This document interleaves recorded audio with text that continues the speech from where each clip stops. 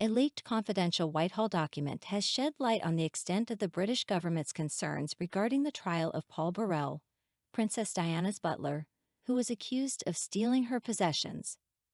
The trial, which took place in 2002, centered on theft charges related to 310 items valued at £4.5 million that had belonged to the late Princess of Wales. However, the trial collapsed after Queen Elizabeth recalled that Mr. Burrell had informed her that he was safeguarding some of Diana's belongings. At the time, Prince Charles, who was then the Prince of Wales, expressed his apprehensions within the royal household. He was particularly concerned about the potential embarrassment that could befall his sons, Prince William and Prince Harry, if they were called upon to testify during the trial. There was also the fear of revelations about Diana's private life emerging during the proceedings. Prince Harry's recent admission added another layer to this saga. He described Mr. Burrell as a two-faced individual who sought attention and was primarily motivated by self-interest. In a witness statement provided during a High Court hacking trial, Prince Harry disclosed that after the 2002 trial fell apart, Prince William had contemplated meeting with Mr. Burrell as a means to prevent him from disclosing more Diana's secrets. However, Harry was apprehensive that the former servant might exploit the opportunity for financial gain.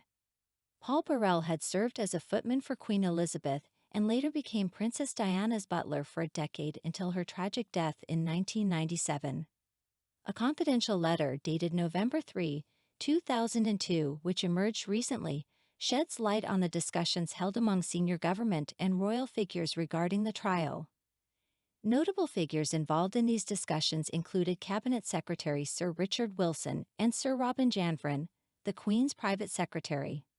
The letter, authored by David Brummel, who was the most senior legal advisor to the Attorney General at that time, Lord Goldsmith, revealed the high-level talks that had taken place.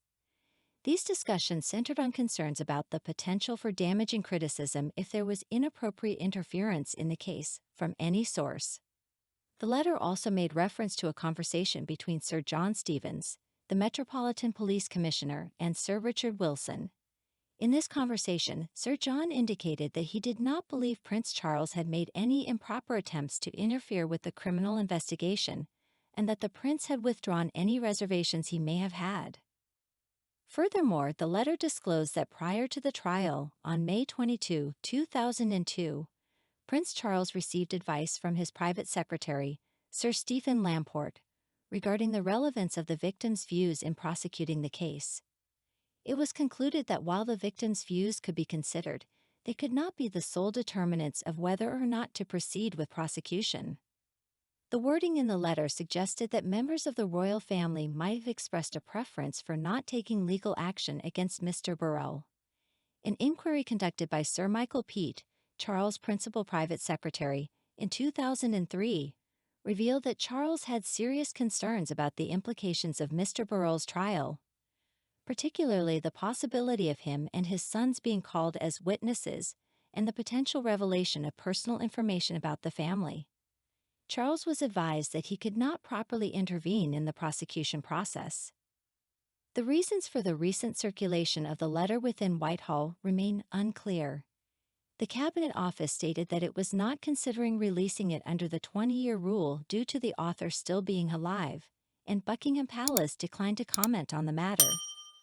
Dear friend, if you like everything new about the royal family and don't want to miss all the novelties, subscribe to our channel and like it. By doing so, you take part in our development. We work for you.